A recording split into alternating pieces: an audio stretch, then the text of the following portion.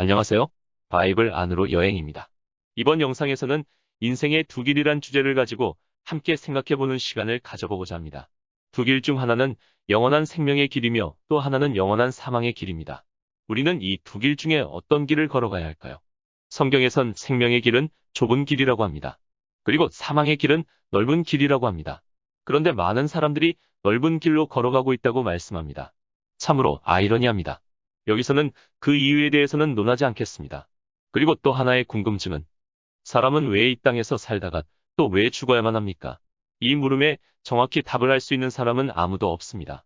그러나 정확한 답을 알 수 있는 방법이 있습니다. 만약 우리 인간을 어떤 누군가가 만들었다면 그것을 만든 존재에게 물어보면 알 수 있을 것입니다. 성경은 그 존재를 창조주 하나님이라고 기록하고 있습니다. 그 창조주 하나님께서 우주 만물을 창조하신 후 자신의 형상대로 우리 인간을 창조하셨다고 기록하고 있습니다. 그리고 자신과 영원히 사랑하며 교통하면서 살 수 있는 존재로서 인간을 만드셨습니다. 또 동물처럼 본능에 따라 움직이는 것이 아니라 또는 로봇처럼 프로그램되어서 지시한 대로 행동하는 것이 아니라 스스로 선택하고 판단할 수 있는 자유의지를 함께 주셨습니다. 사람은 우연히 생겨난 존재가 아니며 미생물이나 유인원에서 진화한 존재가 아니라는 것입니다. 비행기나 자동차처럼 복잡한 구조의 물건들은 엔지니어나 공학자의 설계 없이는 만들 수가 없습니다. 그보다 훨씬 더 복잡한 인간이 우연히 만들어졌다고 생각하십니까? 우주 만물의 법칙이 그냥 정해진 것일까요? 절대 그렇지 않습니다. 설계자에 의해서 만물과 만물의 법칙이 만들어졌습니다. 최초의 사람 아담과 이브도 그냥 우연히 만들어진 것이 아니라 설계자인 하나님께서 창조하셨습니다. 어떤 사람들은 사람의 조상은 원숭이라고 합니다. 참으로 웃긴 이야기가 아닐 수 없습니다. 그럼 그들의 말에 따르면 원숭이는 누가 만들었을까요? 어느 날 그냥 우연히 태어났을까요? 참으로 어리석지 않을 수 없습니다. 아담과 이브는 사탄의 거짓, 약속에 속아 넘어가 하나님의 말씀, 즉 선악의 나무의 열매를 먹지 말라. 먹는 날에는 반드시 죽으리라. 는 하나님의 명령을 거부함으로 죄를 짓게 되었습니다.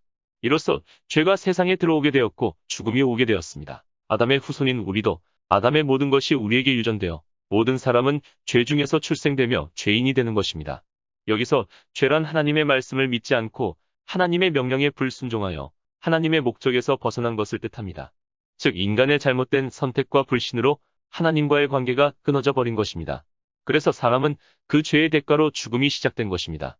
죄의 결과로 사람들은 생로병사의 과정을 누구나 받게 되었고 그 삶의 과정은 수고와 슬픔과 고통의 연속이 된 것입니다. 여기서 죽음이란 육체적인 죽음뿐만 아니라 우리의 혼이 영원한 고통을 느끼는 지옥에 있어야 한다는 것입니다. 지옥이란 아주 끔찍한 곳입니다.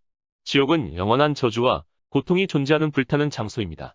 즉 인간은 죄인으로 태어나서 죄인으로 살다가 영원한 저주와 고통의 장소로 갈 수밖에 없는 처참한 운명에 놓여 있다는 것입니다. 그래서 사람은 누구나 다시 원래의 하나님의 목적대로 지어진 인간으로 돌아가게 돼야 한다는 것입니다. 그러나 죄를 제거하지 않고는 갈 수가 없습니다. 하나님은 너무나 거룩한 분이시라 더러운 죄를 보실 수 없는 분이기 때문입니다. 그러나 사랑의 하나님은 우리가 이 땅의 삶이 다하기 전에 자신의 독생자 예수 그리스도로 말미암아 죄를 제거해놓고 누구나 원하기만 하면 하나님께로 나아갈 수 있는 기회를 주시며 부르시고 계십니다.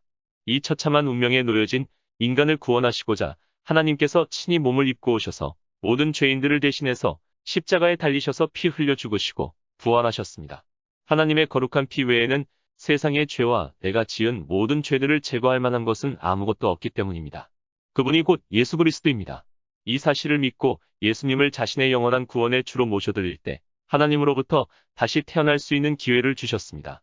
먼저 자신이 죄인이라는 것을 철저히 깨닫고 절망과 죄의 세계에서 돌아서 하나님과의 반대편으로 걷고 있던 길에서 하나님을 향하여 돌아서야 합니다.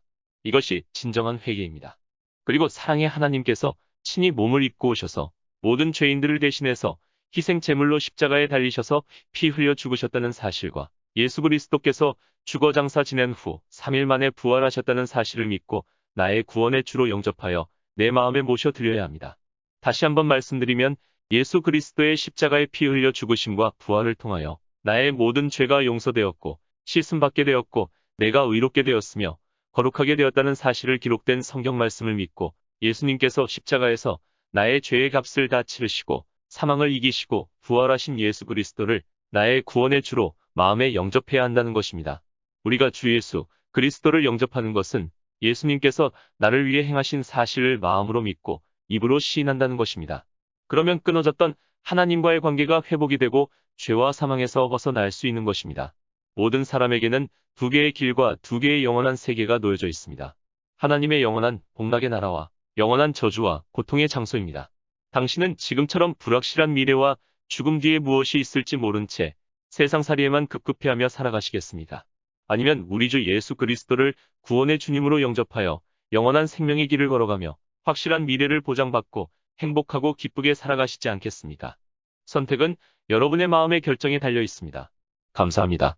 저는 또 다른 주제를 가지고 여러분을 찾아뵙겠습니다.